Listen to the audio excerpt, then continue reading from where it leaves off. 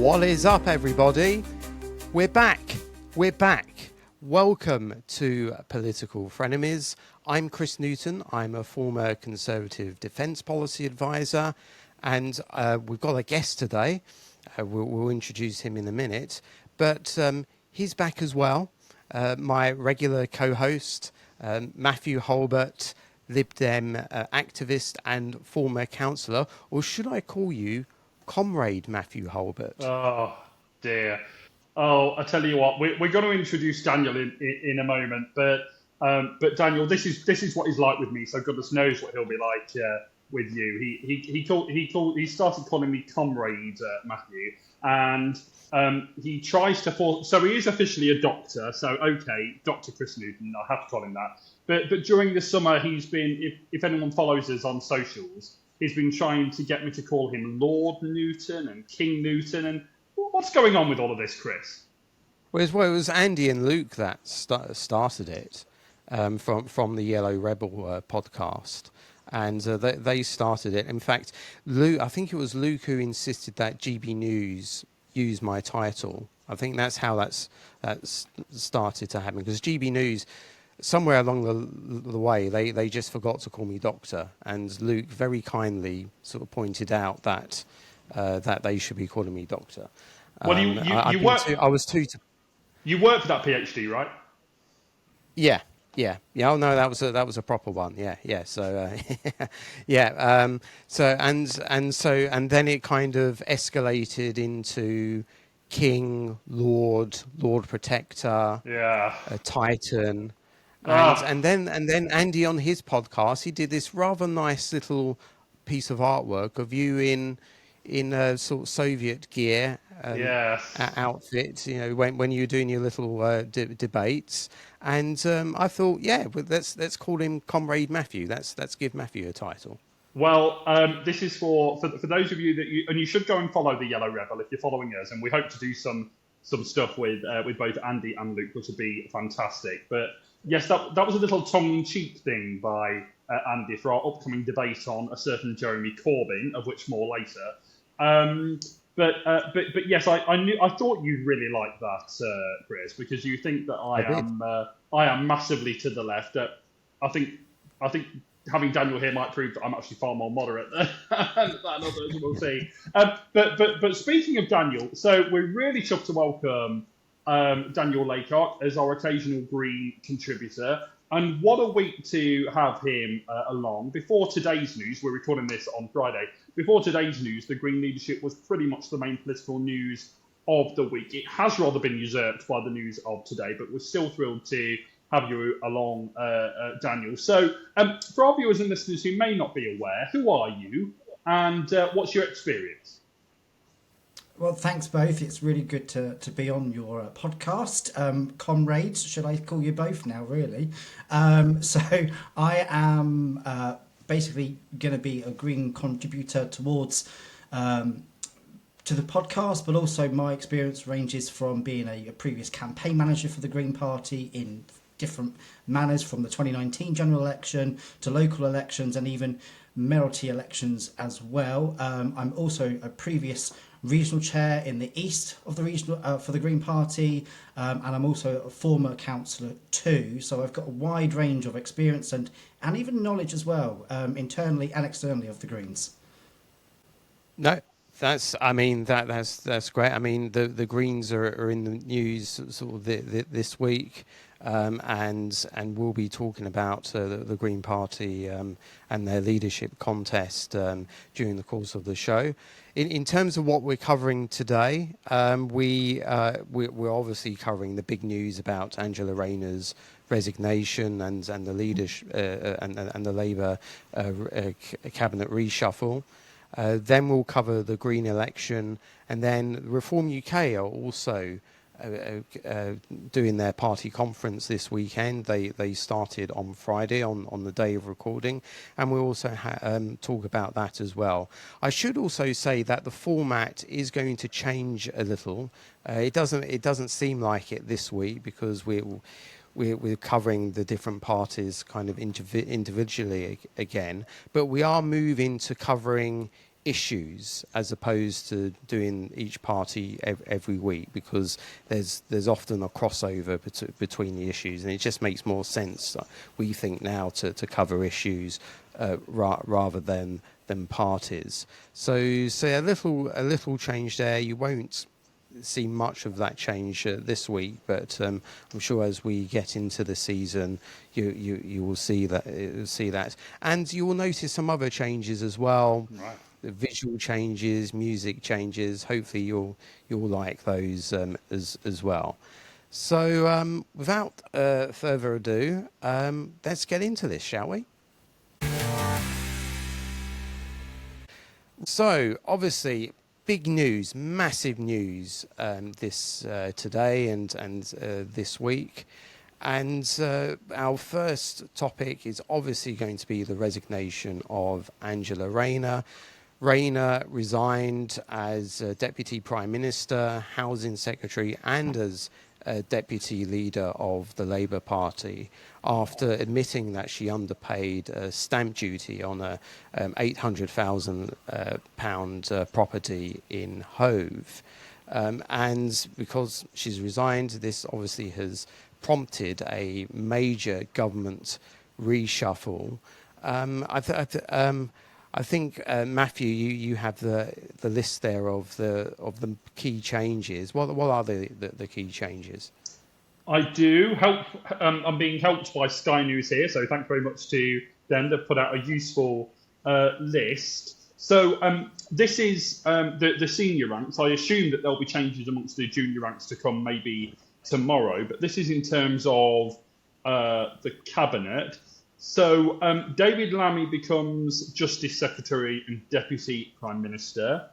Darren Jones becomes Chancellor of the Duchy of Lancaster and keeps his role announced earlier this week, this new role of Chief Secretary to the Prime Minister. Yvette Cooper becomes the Foreign Secretary. Shabana Mahmood takes over from her at the Home Office. Steve Reed becomes Housing Secretary. That was one of Angela Rayner's jobs. Pat McFadden becomes Work and Pension Secretary while also taking on responsibility for the skills remit of the Department for Education. So they're saying he has a super ministry. Peter Kyle, so he was formerly the Tech Secretary, becomes the Business and Trade Secretary. Liz Kendall takes over from him as Science Secretary.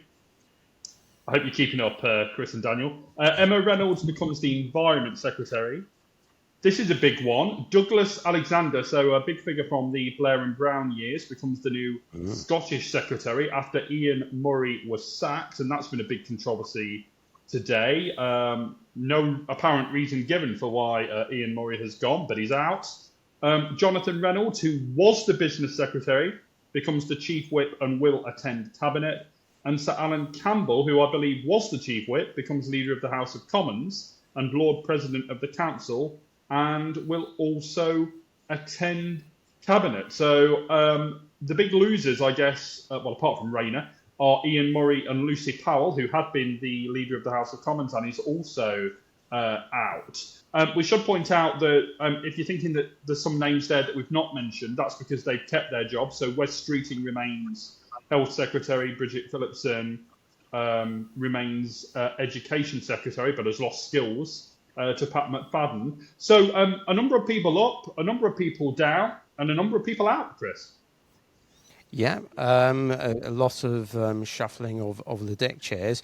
We'll get on. We get on to the characters and the different people in the reshuffle in a minute. But obviously, I think it makes sense to discuss what prompted this reshuffle, and that is the resignation of Rayner. So, do we think that she was right to resign? Was this a legitimate sort of reason to resign, or has she been treated unfairly here, as quite a number of Labour people have been complaining about? And I think we'll give, obviously, as Daniel is the new guy, we'll give Daniel the first go at this, I think. Well, thanks, Chris. No pressure then. So I think it was going to come to a head quite quickly, only because of the ethics kind of report that came out today, and the recommendation from that is that she broke ministerial code. So I think it was going to break the camel's back eventually, regardless of how long Number 10 and the Prime Minister tried to keep things going as best they could. But I think under these circumstances, with kind of Rayner not really declaring and doing things the right way, which they did come into government saying they would change things, but this is a different kind of a change, and it's a change of a reshuffle with a lot of people changing their positions. Yeah, I would agree with you. I mean, in terms of the ethics committee or the independent investigator, there's very clear reasons. She was advised to take specialist advice about the tax on the property, and she didn't take it. So as far as I'm concerned, this is of her own doing, and she had no choice. As soon as the independent investigator said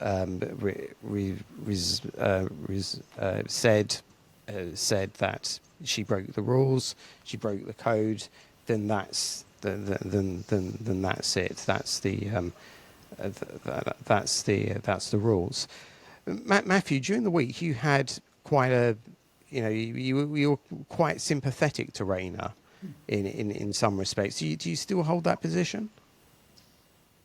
Well, a few things on that. So, yeah, I am still sympathetic to Rayner about Rayner, and I'll come to that in a moment. But you're both quite right to say that if the ethics advisor finds that you've broken the ministerial code, there's no surviving that. And she clearly had to go. She either had to resign, as she did, or Starmer would have had to have sacked her. There's really, in the short term at least, no coming back from that. You don't get to hold on if you're found, however unwittingly, to have broken the ministerial code. But the ethics advisor did say that she had acted with integrity, and I do think that's important in terms of any potential comeback in the future years. The reason I had sympathy for her, Chris, is because she clearly has quite a complicated family situation. She has divorced her husband. She has a son that I gather with severe disabilities. She's wanted to protect her family. The financial situation is a bit complicated, and she's clearly made a mistake. Now, of course, the opposition parties, or at least a couple of them, have gone for her. I was actually quite proud of my party leader, who said, and who has said today, that, yeah, of course, if you're found to have broken the ministerial code, you've got to go. But Ed Davey, as also the father of a child with severe disabilities, understands some of the complications around that, some of the issues around that, and certainly from that perspective, had a lot of sympathy with Angela Rayner, and I think that's a good, decent human response from my party leader. But she's clearly had to go. That's precipitated this much wider reshuffle than was expected today. The only difficulty with all of this, Chris, one of the many difficulties, is that this is almost like a reset just a few days after the last reset, right? Yeah. I mean, on Monday, Keir Starmer said, well, this is going to be phase 2. Phase 2 is going swimmingly at the moment, isn't it? I just want to pick up, some things about what you said about Rayner in the sense that yes, we can have sympathy, especially for a situation with a child and so forth. But at the same time, so my sympathy only goes so far, because Rayner, whenever the Tories were in trouble, whenever you had Tory ministers in similar tax issue problems, Rayner was always at the front of the queue, was always the first in line to give the Tory minister a real good kicking. But that was kind of her job, wasn't it, within Labour? That was kind of her job within Labour, though, wasn't it, in a sense? I mean, I agree that there's a level of hypocrisy there, but that is just the difference between opposition and government. When you're in opposition, you oppose, and when you're in government, I guess it's a bit different. I agree yeah. Yeah, I mean, in some respects, yes. The opposition and government play the same game, but at the same time, if you're going to, if you're going to dish it out, then you're going to have to expect to take it. Now, obviously, I wouldn't go as far as what happened to her property. I mean, that was absolutely disgraceful in terms of what there. But if you find yourself in this level of difficulty, then, and if you were absolutely vicious in your attacks on the other side, then you kind of expect it sort of the other way. And during the week, she was trying to garner sympathy. Where I think, well, actually, if this was the other way, then she wouldn't. She wouldn't. She'd be absolutely ruthless. The other thing I'd say about her is, sorry, go on, go ahead. I was just going to say, Chris, that it just goes to show how in politics things can change so quickly. Because I can remember at the end of the last series, so it's not all that long ago, a couple of months or whatever. Me quoting articles saying that, Angela Rayner was kind of reigning supreme and she was the best performing of the Secretaries of State and everything was going swimmingly. Now she's out. And I think that just goes to show how quickly things can change in politics. But there's a couple of other things. So can I go in? Yeah. Sorry, can I just butt in? I also remember you saying at the last episode that everybody should pay and especially the richer, should pay their fair share of tax. And it's a disgrace that people who can afford it don't pay their share of tax. Quite right. So aren't you being a bit easy on Rayner there? Not at all, Chris, because I have said that it's right that she's gone. I just had sympathy with the difficult set of circumstances that she faces. That's all.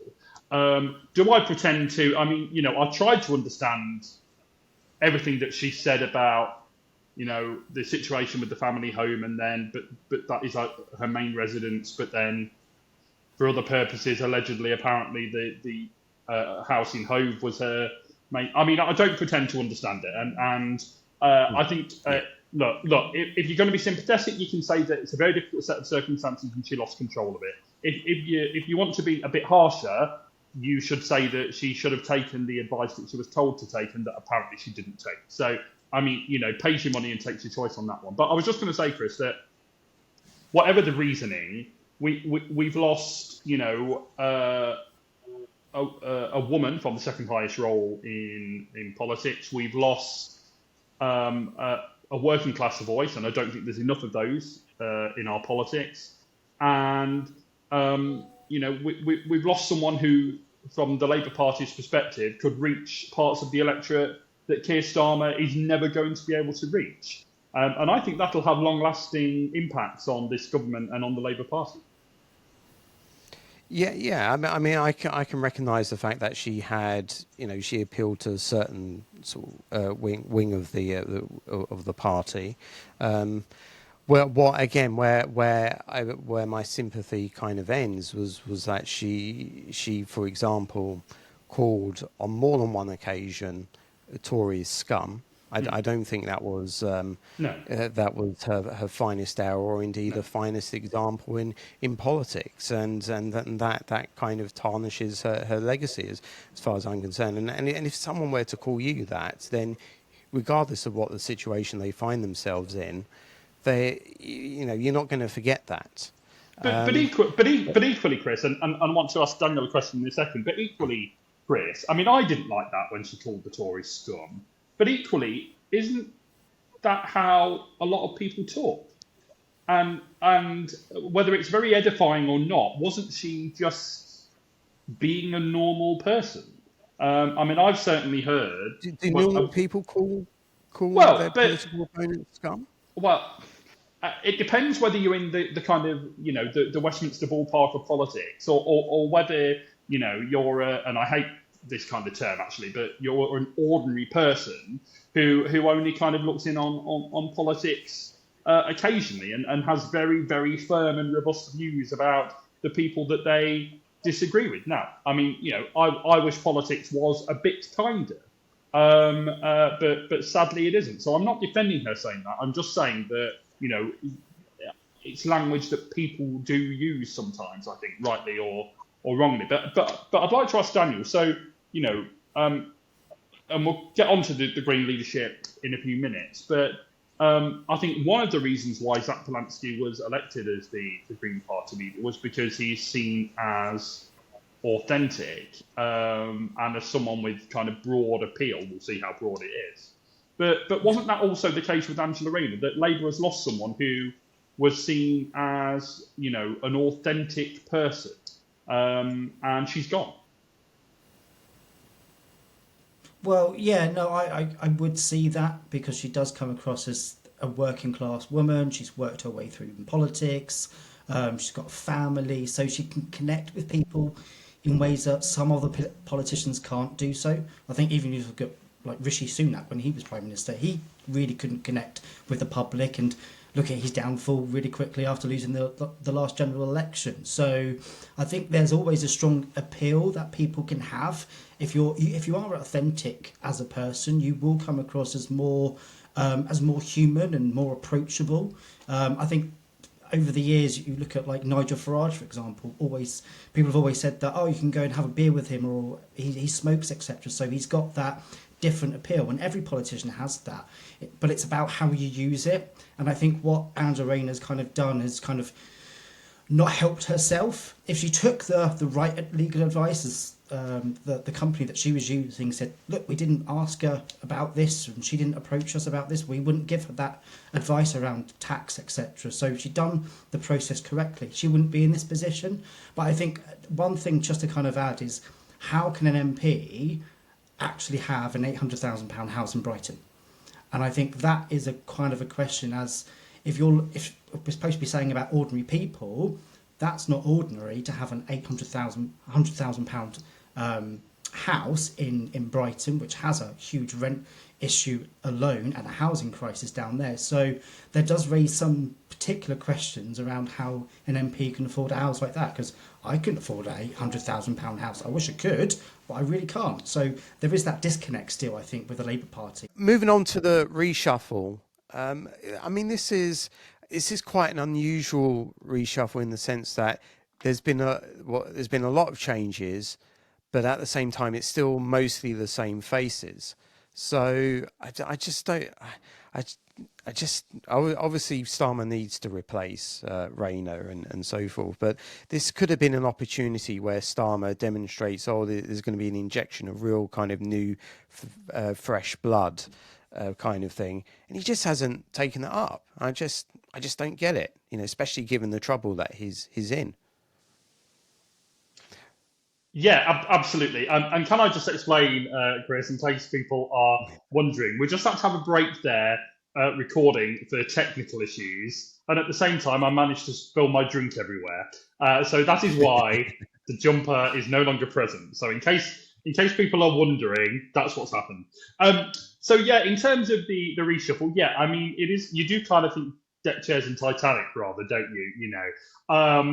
But look, I mean, I appreciate what you say there, Chris. But if it had brought a whole raft of new people in, I'm not sure that shows strength either, really, because what does that say about your government over the last year? So these things are always tricky, aren't they? And look, the one person that he's not been able to replace because he said he wouldn't is perhaps the one that needs replacing, and that's Rachel Reeves's Chancellor. And ultimately, it's her who continues to have this near impossible job on what is it now, November the 26th or 27th or whatever it is, but almost the last possible date, to deliver this budget and to fund public services and to stick to her self-imposed fiscal rules. So I mean, in a sense, I'm not quite saying that none of the other appointments matter, because of course they do. But the one that really matters, the person is still in place. So, I mean, I don't know what that tells you about this government. As I was saying earlier, it seems like a reset after the reset earlier this week. I mean, part of me thinks that that Labour just can't catch a break at the moment, and I almost have sympathy for them, because I think whatever they try and do, it doesn't seem to work for them at the moment. I don't know what the answer to that is, but do I look at these positions that I've now got on this Sky News list in front of me and think, wow, that is a government that's going to deliver for people? No, I don't particularly think that. I think they've reshuffled a few people. Who knows? It may who knows? It may make a difference in the long term, but it is basically a lot of the same people. You're quite right there, Chris. And so, from your perspective, Daniel, I'm always interested from a Green perspective. I mean, do you think days like this matter, or do you think that actually it's an inside a Westminster thing when the real problems are elsewhere? So I think that's a good point, because any kind of reshuffle then kind of shows going, well, how weak is the number 10 operation, but also how weak is the Prime Minister. I think losing Angela Rayner now kind of shows that that the Prime Minister is majorly going to be under threat for the next 12 months, because I think what Angela was doing is kind of holding the thought between the unions and other parts of government, etc. But he's lost that. So now he's got David Lammy as Deputy Prime Minister. Is Lammy going to be able to do the same thing as Angela Rayner? And I don't think that's going to happen. I think what Chris and yourself have said in terms of just putting different people in different positions doesn't really help. People want change. They promised that in the general election, and we're 14 months later. What change has actually happened? Not much. People are still struggling on a day-to-day basis. Their fuels are still going up, food's going up, inflation's still going up. And I think what we need to see from this government is real change. And if they don't deliver it, we could be seeing something different from the public, from an outcry where they want that change in their pockets, in their homes and in their families. And we're right in saying, aren't we, Daniel, that people can look, I mean, obviously, I wish people would look to my party for that change, and maybe some will, but I think it's probably fairer to say, sadly, from my perspective, that people may look either to reform, and let's face it, a lot of people are looking to reform. Me, you, Daniel may not like that. Chris probably does, but me and you may not like that. But it's a fact. But people may also now take a look at the Greens again, and especially from this eco-populist position, and we'll talk a bit about that later on. But yeah, I mean, there's threats from every side to Labour, perhaps unlike any government that I can remember. I mean, we really do have a changed political landscape now, and as I say, Labour can't seem to catch a break. And I've been insisting to Chris for all of these months of the last series that things will calm down. Things will get back to politics as normal, and Labour will start to deliver, and they'll get into a better position. But here we are, more than a year on, and it's certainly not happened yet. And I don't know from your perspective, Chris, as our resident right winger. I mean, do you think that that's about to change? Yeah, I mean, if you look at the names, if you look at the people that's involved, and if you look at the mindset of the government, if you look at the mindset of Keir Starmer, then they don't seem to have the ability to think outside the paradigm by which they're governing, and that's why they can talk all they want to. They can say all of these slogans about smashing the gangs and all the rest of that rubbish, but ultimately real change, whether it's something on immigration or the economy or any other issue, I think requires real out of the box thinking, and Starmer has illustrated that he's just incapable of thinking it. There's one other dimension that perhaps we need to consider is of course Labour, I think, rather stupidly have separate elections for leader and deputy leader. And I just don't understand that. It has caused major problems in history, even in recent history. One thinks about the division between Tom Watson and Jeremy Corbyn and how that completely destroyed the party, but they still persist with this now.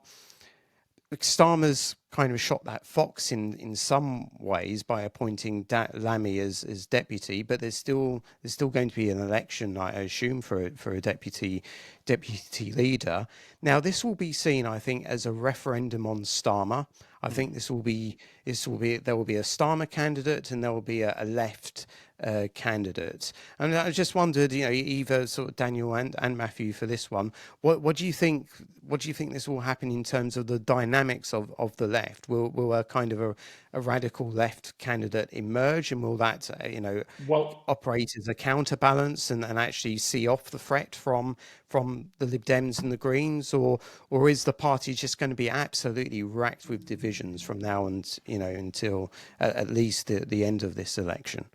Well, I think that's a really good question, Chris. And I've been listening to various bits of commentary today, and people seem to think that the kind of the actual left, so the Richard Bergens of this world, probably won't be able to get the number of nominations that you have to get now, but that someone from the soft left will. And the broader left of Labour will unite behind that person. So maybe a Lou Haig, maybe someone like that. Against presumably the Starmerite candidate, whoever that is. I mean, will we see Wes Streeting for deputy? I don't know. That's a possibility. But I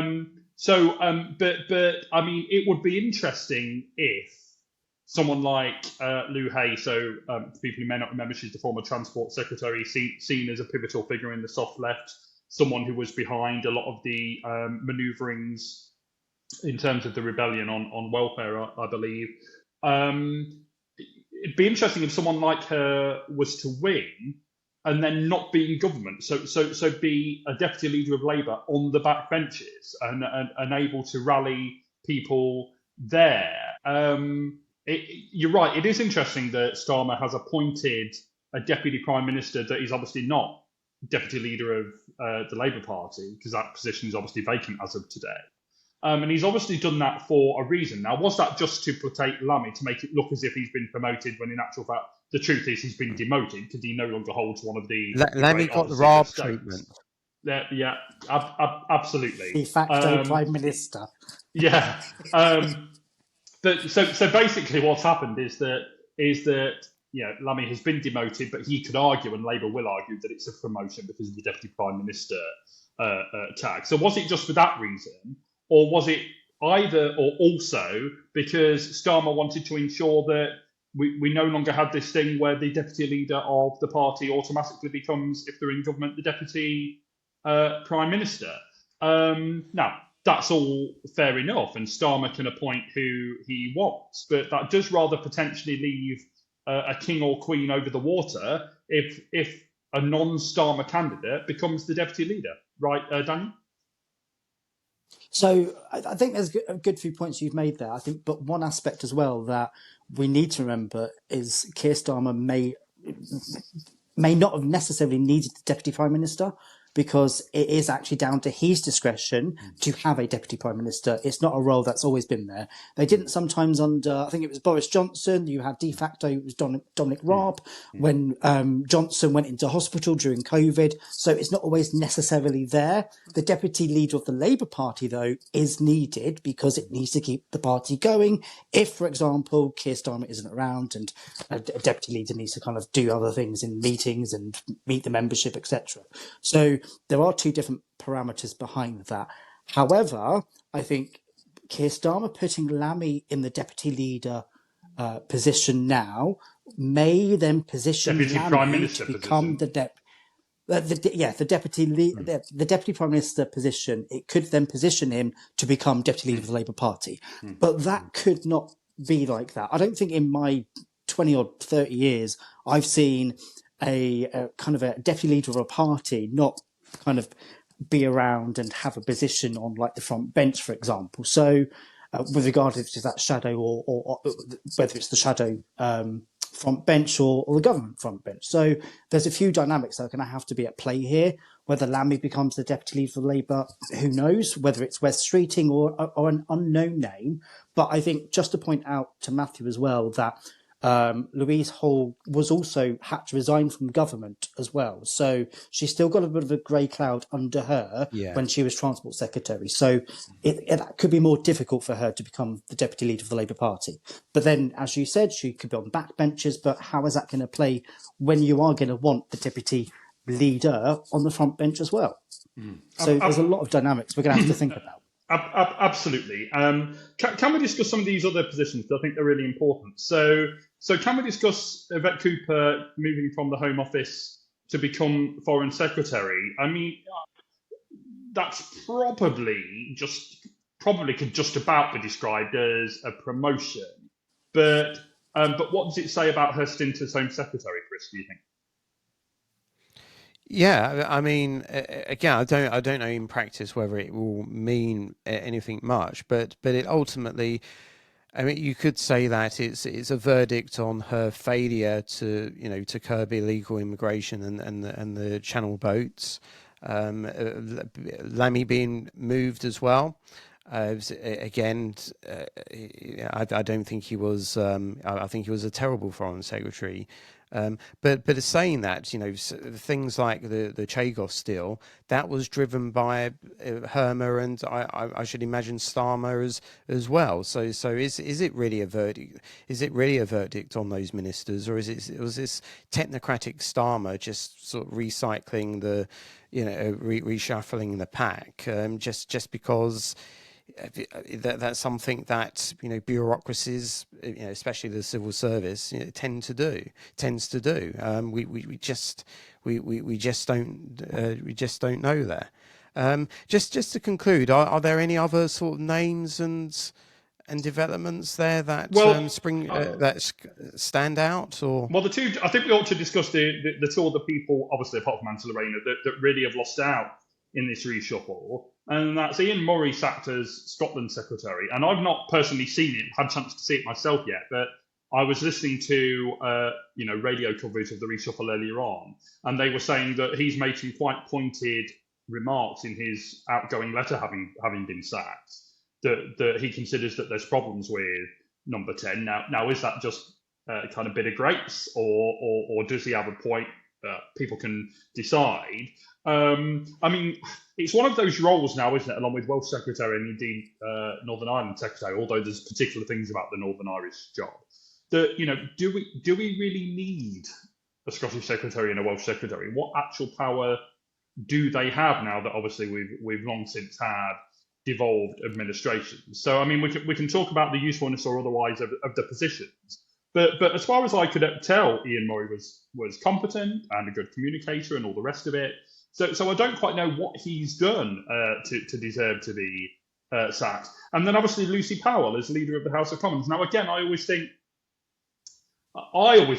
perhaps wrongly, that it's a little bit of a non-job leader of the House of Commons. You're not running a department. I appreciate you need someone to to help run government business in Parliament, etc. But also the whips obviously have a role in that as well. And I know it's always quite a comedy thing at the end of the week, the session with the leader of the House of Commons. But I'm not really sure how much of a job it particularly is. But again, I mean, I don't think Lucy Powell was everyone's cup of tea, but she seemed okay to me. So, well, yeah.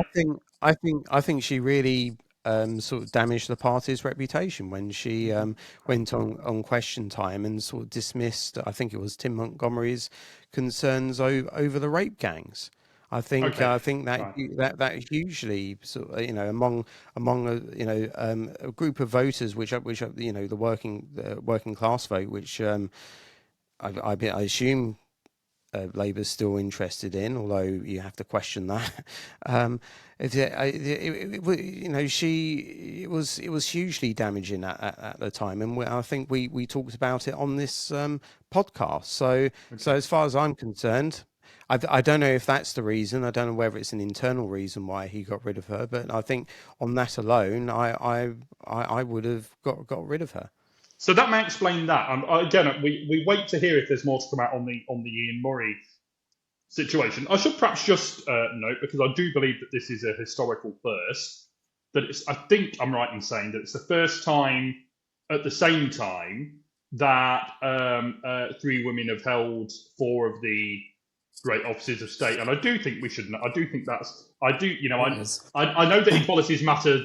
Equalities matters don't particularly matter to Dr. Chris, but for me, and I'm sure for Daniel too. Well, I don't think it does. Do equalities matter to you, Dr. Chris? Well, I think when we've had Thatcher, May, Truss, and Badenoch. I mean, I think having and Sunak and Badenoch as well as leaders. I think we've kind of moved well past the fact that this is a novelty now. It's now a normal part of politics. So And as it should, let's just treat it as a normal part of politics. well, and as it should be. But I also think when these milestones are reached, they should be at least mentioned, and we have now mentioned it. There is one you have forgotten though, Matthew, and it's David Lammy being the first black deputy prime minister. Absolutely, and again, that is something that is something of note. You're quite right. I did hear that earlier on. I mean, in terms of the rest of it, I think it's kind of much of a muchness, if I'm entirely honest. Oh, I should just note that I'm personally very happy to see Liz Tendall as anything other than the DWP secretary. I thought. Well, I'm glad we agree on that then. Oh, indeed. Glad we agree on that. I just thought that she was just about the worst person to hold that job, and I thought that she always came across dreadfully in interviews and didn't appear to have. I don't know her personally, but didn't. Although I have seen her live, if I can put it that way, because she's an MP from up here in Leicestershire, and during the 2016 EU referendum campaign, I saw her on the right side, it has to be said, well, from my perspective, debating in that. But I don't claim to know her. She may be a very lovely person. But in terms of how she came across in interviews, she seems to have no empathy whatsoever. And I think the holder of that office needs to be able to show some empathy from people who are struggling and out of work. So I'm not sorry to see her go from that. But the rest of it, not really bothered, Chris. Yeah, I think we're more than covered this reshuffle. We'll see if anything changes, but I don't have any faith in that whatsoever. So let's move on to the Green Party then, shall we? So we've got obviously this week we had the result of the leadership election, and Zack Polanski won that election with 84% of the vote. Now, I have to say, I don't consider myself to be an expert on green politics. It's not something that I'm completely. It's not something that I have to say I'm totally up to speed. But that's why you're here, Daniel. So I'd like to ask you, sort of, what did you think of the campaign, and what did you think of the result and the implications of that going forward? So it was, well, first of all, I think it was a long campaign. So it actually started 4 months prior. So it's, I think, one of the longest campaigns we've had. But also at the same time, Scottish Greens elected their new leadership too. But also they had their kind of campaign within like 4 weeks, but ours went on for 4 months. So there was a bit of disparity between two sister parties that are completely different in an election period. But I think personally, I obviously can't speak for the party or those different campaigns. I kind of noticed it was a bit toxic with one another. I think there was an LBC debate where Adrian Ramsey couldn't say he liked Zack Polanski, which is like so cringeworthy. I think anybody who watched that was going, but why can't you just say that you liked him? So yeah, it was a bit disastrous for, I think, Adrian and Eddie Challenge, who are both MPs in the House of Commons. But I think for itself, Zack winning with a huge majority, I've never seen anything like that in the Greens, even in previous leadership elections, and I've been in the party since 2018. I've never seen anything like it. Zack ran quite an incredible campaign. I'm going to admit that from a sideline. I didn't have a favourite or to vote for someone that I thought, yeah, I'm going to back them all the way. I was very neutral all the way through. But there were times where it was a little bit toxic, I think, that I found as well. I think certain supporters of both campaigns were kind of like at each other. And it's like, this isn't how we're supposed to be in a political party. We need to support each other, support candidates that we want to, and leave it at that, not get so little too toxic with one another. However, I was there on the results day in central London, and the atmosphere was quite electric. Zack won with like 80% compared to Adrian Ramsey and Eddie Chowns on 15%. So it was a huge kind of loss for them. And you could kind of see both candidates. Zack really happy, really cheerful, and Ellie and Adrian quite disappointed. But I had actually heard word weeks prior that they weren't going to win. That was from insider sources, and I won't tell you who they are either. So I'm going to keep their names confidential. But I think for the party, it's an interesting move forward. We're going to have a new sole leader. So in the party, you can have either two people stand and they get elected, and you have a deputy leader, or it's one leader and two co-leaders. So we do things very differently. I think Mathew has said on Twitter to me, it's very odd, isn't it? That's who we are. That's just how it works. We do things differently. But I think it's a different dynamic as well now. So you've got Zack Polanski, who's now leader, who's sole leader, and you've got Rachel Millward and Mothin Ali, who are two co-deputy leaders as well. So they bring a different range of experience, different kind of skill sets as well. So it will be interesting to see what happens over the next few months and into the next local elections next year, and potentially the general election. But obviously I won't count my chickens just yet to see what happens. I don't have a fortune teller with me. Well, can I just ask you, Daniel, and I think that was a great kind of upsum of what's happened. Just going back to the campaign, first of all, I mean, I think you've understated it there. I mean, it was pretty damn nasty, wasn't it, actually, at points. And, you know, I thought as someone looking into that it was pretty unedifying. Albeit that he wouldn't have wanted my support, because I'm obviously not a Green Party member. But I know Zack of old. I know Zack of old from his days in the Lib Dems, and you know, always got on well with him. We actually met on live television on Victoria Derbyshire's former BBC Two show in a leadership debate between then Lib Dem leadership contenders Tim Farron and Norman Knapp. So that's how me and Zack first met. Yeah, I know. That was my last leadership election in the Lib Dems. That was. Oh, there you go. So you know, so I've known Zack for years, and look, how can I put this nicely? I really like him. I think he's extraordinarily charismatic. I think you know, he could potentially be a kind of Farage of the left, that kind of figure. But how can I put it? He's very keen on his own abilities. Right? Shall I just say that? And there's nothing wrong with that. Nothing wrong with ambition. Nothing wrong with believing that you've got a good skill set.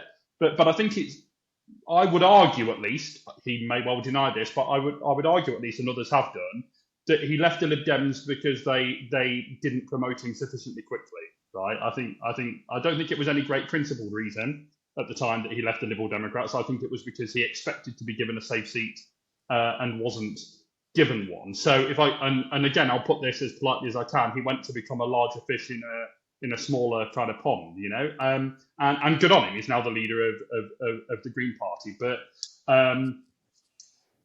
I just kind of think that I wonder, I know we're all supposed to believe now that you're all going to be united and that the MPs are full square behind the new leader.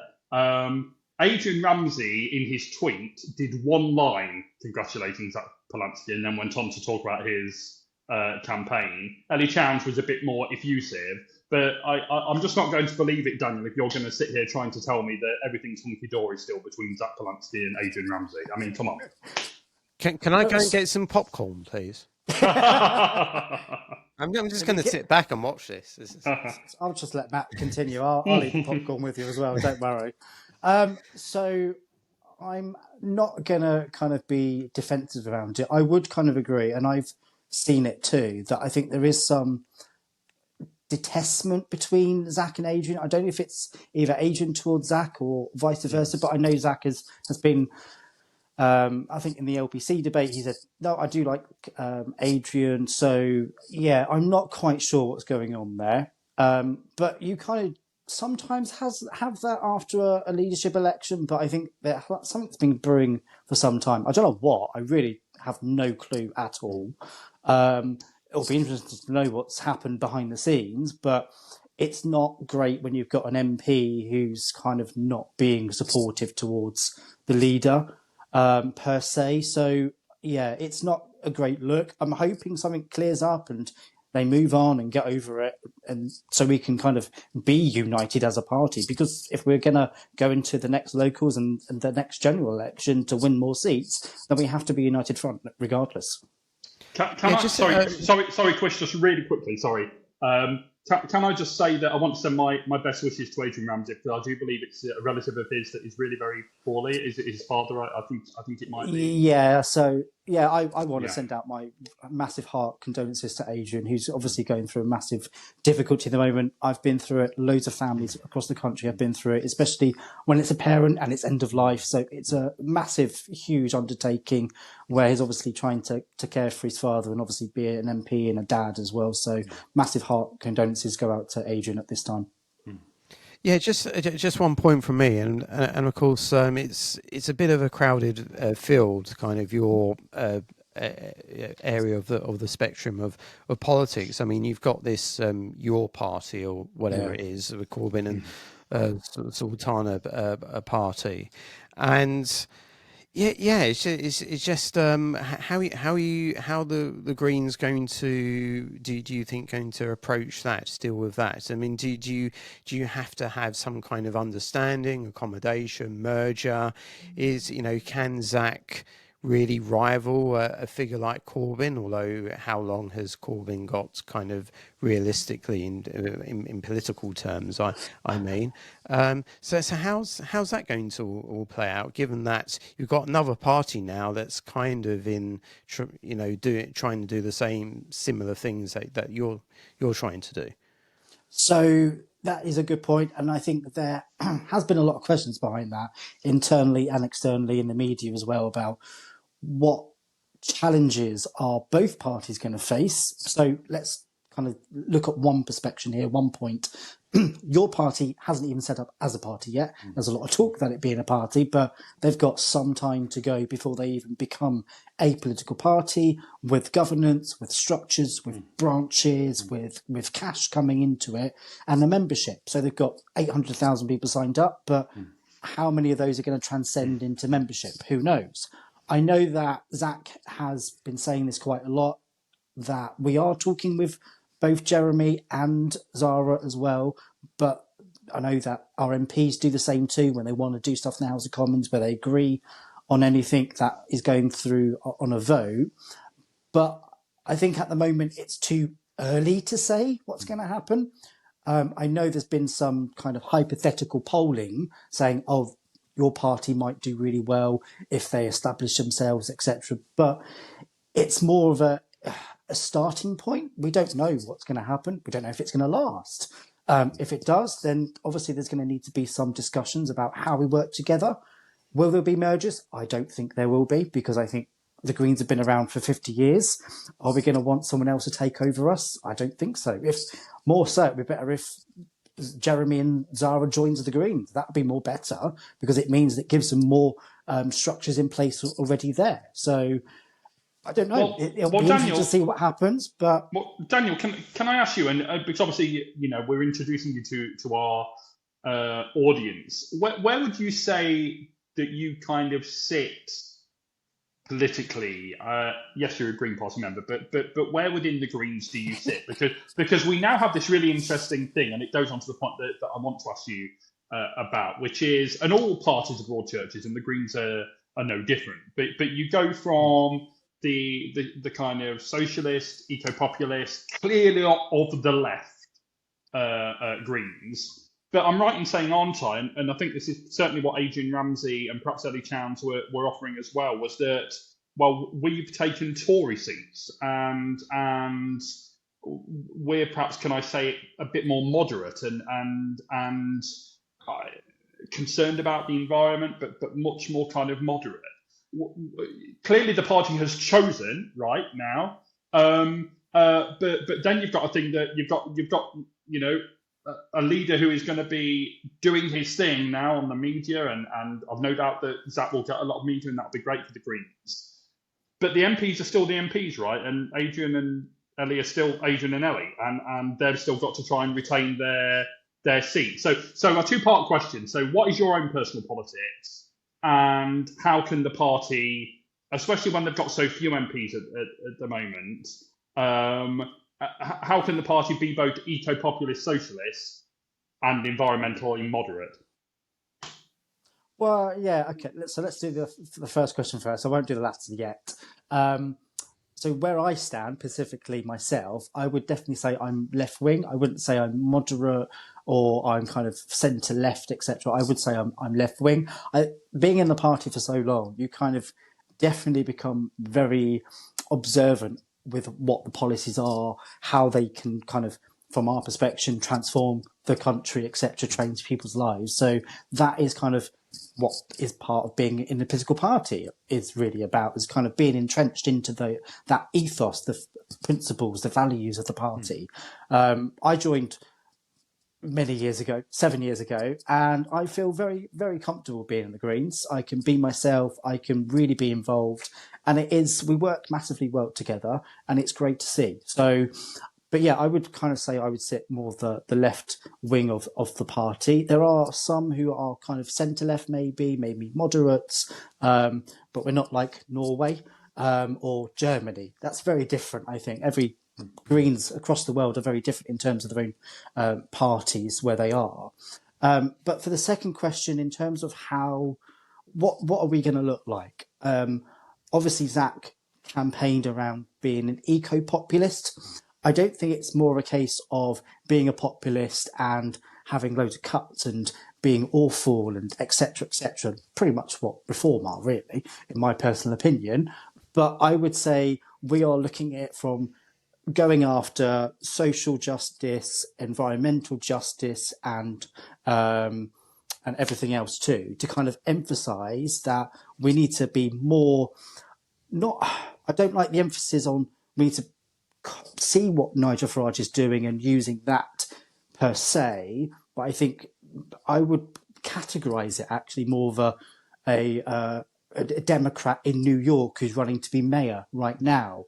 I think that's the kind of aspects we need to look at, because it's being people-led, people-powered, and bringing people on board. I think that is a different way of doing politics. I think some people have dubbed the eco-populist as a bit interesting and a bit odd for the Greens, because I think there was an email that was going around on Twitter at the moment where someone had received it from us to say rejoin the party, and not in the email saying we care about the environment. We're always going to care about the environment because we've been very vocal on it, and we have been for many years.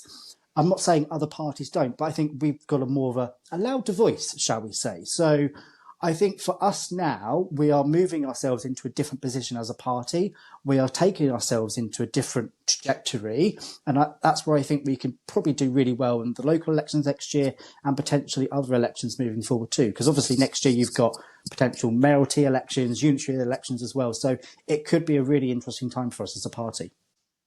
Yeah, so Daniel, really interesting takes from you there. So, I think it's interesting in terms of my party. Now, I know that Chris thinks that I really am some kind of raving left winger, but I'm only on the left of the Lib Dems, which I don't know how left wing that actually makes you. But I think it's interesting from the Lib Dems perspective because I think I hope that all three of us can agree that my party is now clearly the party of the centre, right? So you've got the Tories and Reform off to the right. You've got the Greens, the Corbyn thing off to the left, and I do think that leaves a nice block in the middle where people who are kind of centre left, centre right can hopefully congregate around the Lib Dems. But I wanted to ask you, Daniel. I mean, do you agree with me that, and I've said this to Chris, I think, off air before, that we're almost becoming a multi-party, we're almost becoming a proportional representation style multi-party democracy, even under first past the post. And I know Chris wouldn't agree with this, but do you agree that that makes it all the more inevitable that in the end we'll have to change our voting system? How did I know that was going to come up? So I think having a multi-party system in a first past the vote system is going to be an even more of a challenge for all parties as well. I think for the Lib Dems, it could be interesting to see how they kind of move forward in terms of them being a centre party. I don't really know what the Lib Dems are anymore. No offence, Matthew. You knew I was going to say that, so come on. But I would categorise. I think we've got to move now into a position where we do actually have a different voting system, where we do have fairer votes. Now, that will probably help. A lot of other people are campaigning for that, and that would be really great. And I think me and you, Matthew, we completely agree that we need a PR system. It works better. It gives people more of a voice than what the first past the vote system does. And I know Chris will probably say yes, but it ensures we have a majority government, a stable government. But those kind of times are over. Yes, we've got one now, but it's very fractious for Labour right in the current system and the current political spectrum. But I think now we have got to look at ourselves to say that, do we want to be the only country in the second country in Europe, up from Belarus, who have a system that doesn't really work for anyone? Okay, Canada does have first past the post, but that's a different story altogether. So I think we are going to have to move towards something different. Scotland has it. Wales has now got a system now. So absolutely. And Chris, Chris, let me just ask you this before you come in. You're here as our resident right winger. I mean, don't forget the Reform at the moment, although they've gone quiet on it now, they've become wildly more popular. But their official policy is to back proportional representation. I'm sure that's still the case. And actually, from a Tory perspective, Chris, I mean, if the polls are right and you're reduced to a rump, I'll lay you a bet that the Tories will start supporting proportional representation. Well, imagine Kemi doing that. I wish.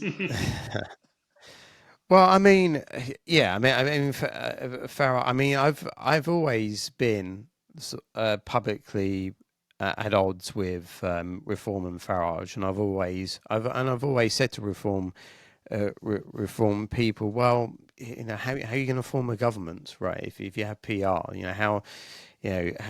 how's that actually? Who are you going to form a coalition with?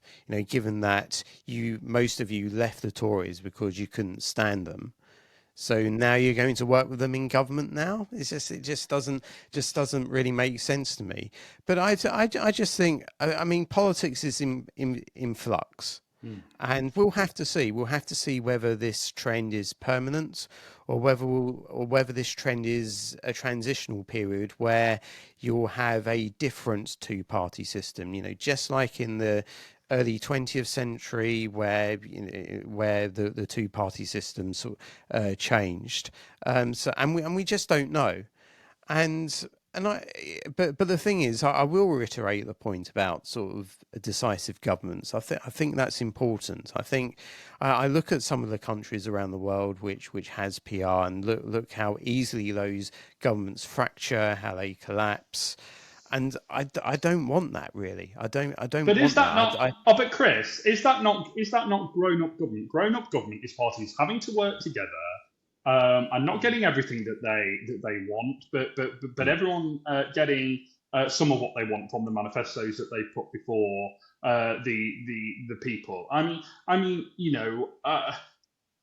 it just frustrates me that people think, oh well, we've got a majority government, so that means everything's fine. It clearly isn't. Look at the past few years in British politics. The reason I left Labour in 2003 was because of the Iraq War. That was forced through by a majority Labour government. Just because a government one party has a majority doesn't make it necessarily a better government. And even the coalition, much of which I publicly oppose.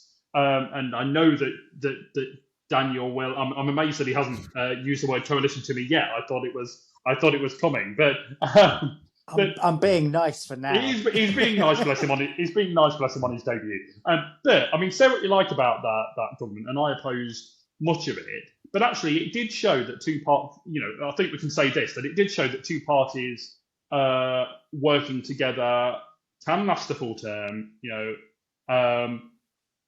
Can prove its own. Not quite, no, because if you look then back in 2017, when Theresa May then had to have a supply and demand with DUP, that didn't really last long either. So Yeah, but that was I can And agree. the Lib Lab Pact as well in the 70s. Yeah, okay, all right, Maybe you the win. pact then. But I mean, I'd say that both of those things were kind of side agreements, whereas the coalition government was government, right, of two parties that did last the full term, whatever you think about it. But well, I mean, I think this brings us nicely onto reform, don't you, Chris? Yeah. So talking about multi-party politics, and it's been another sort of interesting week. I mean, reform has pretty much dominated the entire summer. I would say. I mean, I think Farage played a blinder there, but it's been an interesting week. We had Farage in America giving testimony to the U.S. House Judicial Committee on free speech. He met with Trump. Which again is quite, is, I would say, is something that you want to do as any party leader is to curry favour with world leaders, but of course it's also a conference this week as well, and one of the big announcements of the conference is the defection of Nadine Dorries, the former culture secretary, and Farage made his big speech as well today as well, reacting to the resignation of Angela Rayner. So, what do you think of Reform's conference so far? Is everything that's been said? The Dorries defection, is that significant? The announcement about appointing ministers from outside the Commons and having a government, well, I suppose a government of all the talents, to borrow a phrase from Gordon Brown. So is Reform having a good conference at the moment? What do you make of the conference, Daniel Well, or Matthew? I forced myself to watch Farage's speech earlier on, and that included an interlude from Nadine Dorries. I thought it was pretty lukewarm for Nadine Dorries. I think it's going to increasingly become, the reaction, I mean, from the people there, I think it's going to become an increasing issue for Reform that, they keep getting these Tory retreads joining Reform. And I think for a lot of their members, I'm not sure they're really keen on that. I think a lot of their members despise the Tories as much as they despise Labour. And I thought, the applause was polite for her, but not massively enthusiastic. So I think that's something to keep an eye on.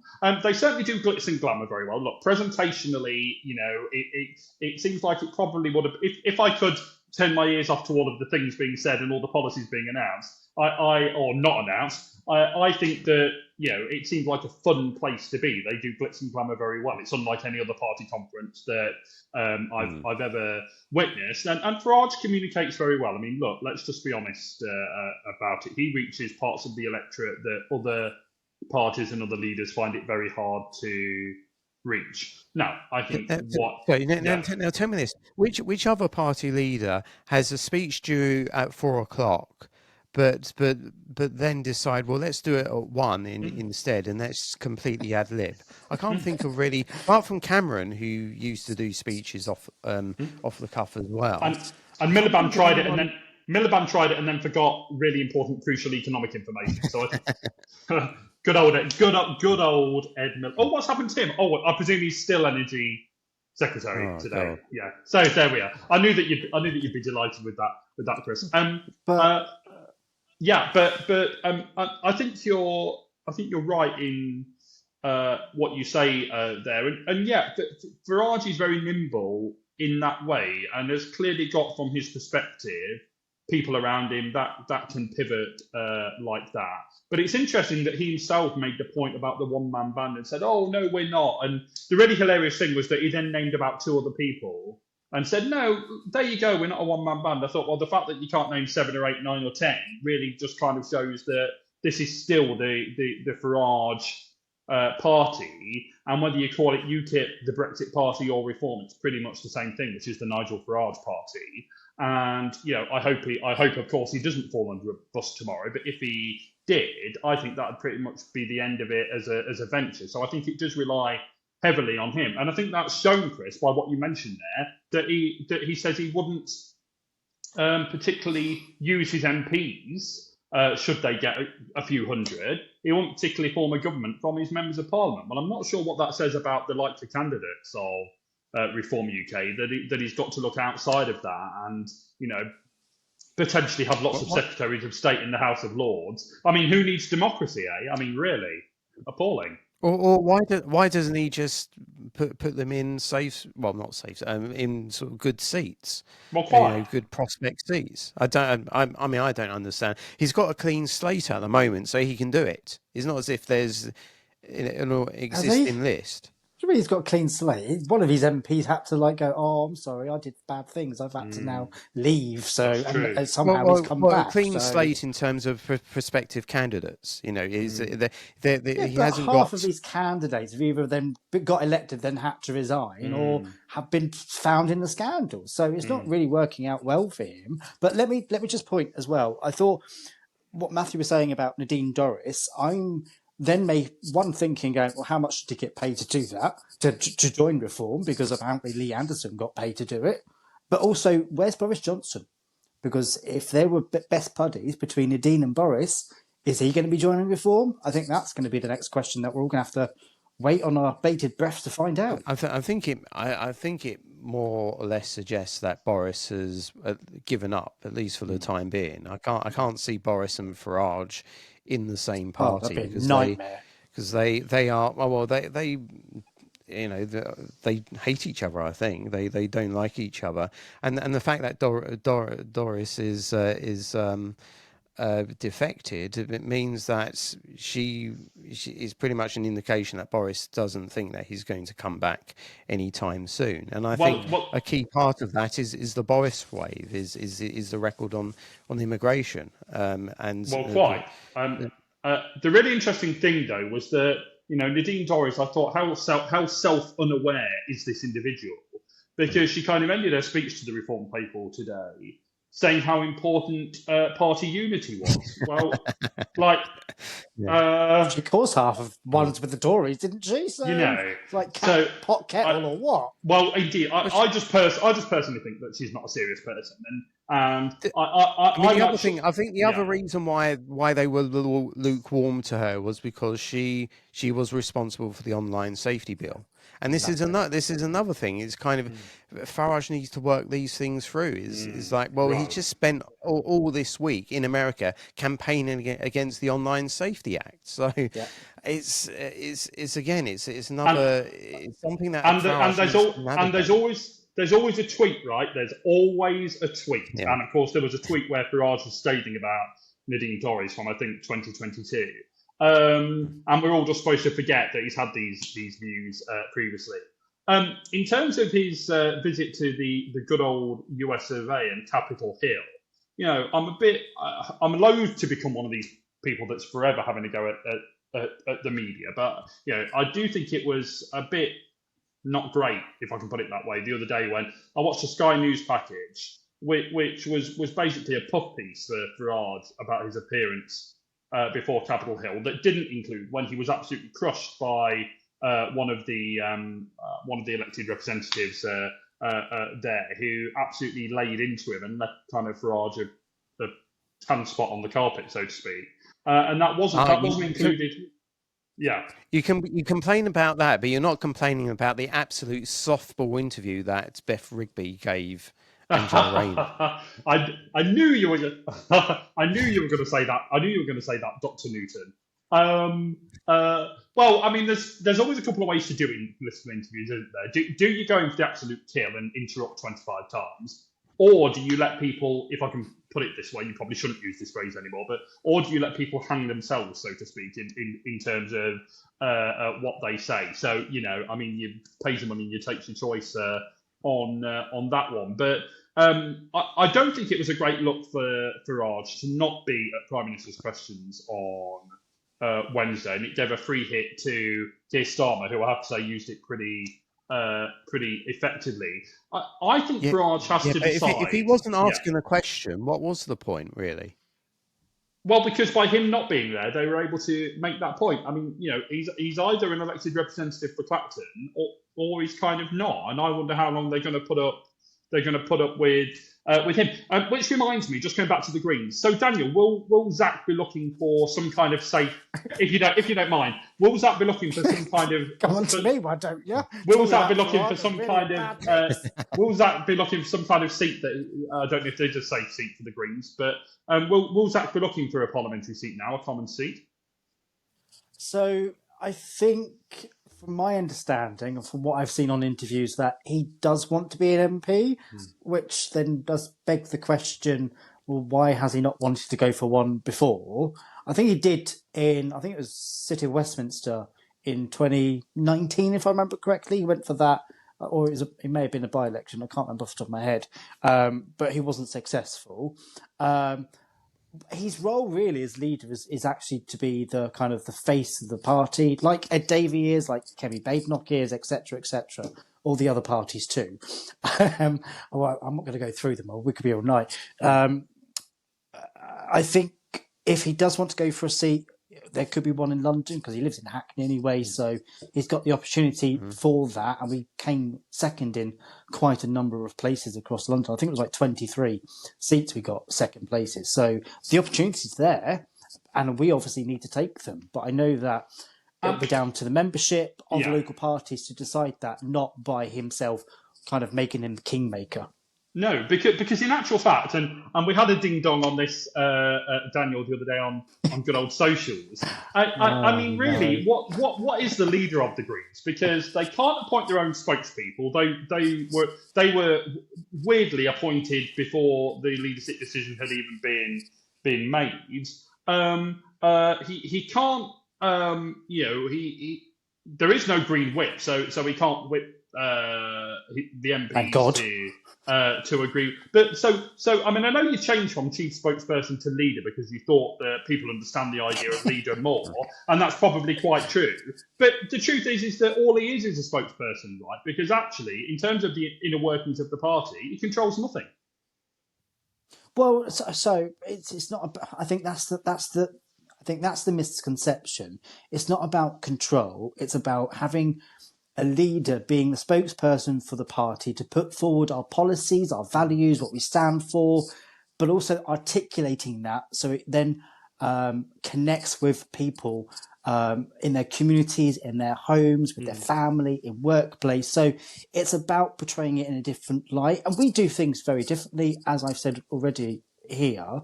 And we want to keep it that way because spokespeople shouldn't be decided by one person. It's about what skills and knowledge they've got that then can be used in terms of press releases and talking to the press and talking to the media. Now, I think what you did mention as well on our conversation was that if obviously they get heard, there's been occasions where we don't get heard because that's just how mainstream media is, because they have a lot of stuff coming through. So we need to articulate ourselves a lot better in terms of how we want to get across to people. And that's politics. It's about communicating in the right way that connects with people on an emotive level. So that's really important, I think.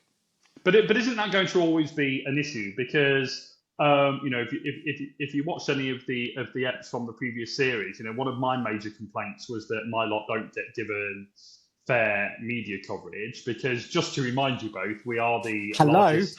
We are the just to remind you both, we are the largest third force in the Commons in a century, with 72 members of Parliament. And yet, it's also true to hear, and I hope this is changing at Lib Dem HQ now. But we had Peter Cardwell on from Talk TV, my friend Peter, who often has me on his show. God love him. But we had him on the pod, and he regaled us, didn't he, Chris, with a story about how he really wanted to have the Lib Dems on to actually, and this is odd for Talk TV, but to actually praise us on a particular policy. And Lib Dem HQ would not put someone up, and I've heard that from Sky News as well. So that's why I'm always a little bit wary now when I see Lib Dems saying, well, isn't it outrageous? We're the largest third force in the Commons in a century, and we can't get on any TV programme. I do sit there wondering, well, maybe we could if, our press operation was a bit better. Isn't that then down to them being principled? Because do they go on GBN News? Well, if it's about them being principled that they don't want to go into the TV shows, then I think that they should be applauded to do that, because they have the opportunity to go on every TV show if they get asked. But if they don't want to, because they don't want to be on a program that they don't agree with, then that's their decision. Yeah, but Daniel, I mean, they complain, we don't get any coverage. Yeah, well, quite, and this is a really interesting thing actually, because of course both. Chris, although you might think it's more natural for him as a person of the right, but of course Chris and I both appear on Talk TV, and I have now made my debut on GB News the other Saturday. Lucky. Look, shall I just very quickly give you the reasoning for that? My reasoning for that is number one. Look, I'll be perfectly blunt and honest with you. I've wanted to do political and social commentary on national broadcasters for a very, very, very long time. And part of me wishes that the likes of BBC and ITV and Sky would have me on doing commentary. I'd fit more easily with those channels. Of course I would. But for whatever reason, they don't tend to have commentators on for whatever reason. Well, Sky does a bit, but the BBC tends not to. So, I take the opportunities where I can find them, and I'm very extraordinarily grateful to Talk TV and to LBC, which is a bit more mainstream, and indeed now to GB News for having me on. But there's another reason too, and that is that I think the audiences that tune into Talk and GB News, they always have the option to turn off, of course they do, but if they're going to keep watching and listening, I think they should need to hear, and have to hear, if I can put it that way, alternative voices that are not just an echo chamber of the views that they already hold. And I know that's why I'm probably, someone that they love to hate when I appear on those channels. But that is because the reason that they have me on, and I know I can see Chris is smiling, but the reason that they have me on is because, to quote Peter Cardwell, I'm reliably woke. I mean, I'm just about the most liberal person that, small L liberal, that I know. And so they know that I'll go on there and I'll champion immigration. I'll champion trans rights. I'll go on and unashamedly say these things that are very rarely heard on those networks. So is it always do I have friends of mine who loathe the fact that I go on those net channels? Yes, I do. But is it a judgment call for me? Yes, it is. But I'm proud of the call that I make. So I don't know what else to tell you. Yeah. No, that's fair enough.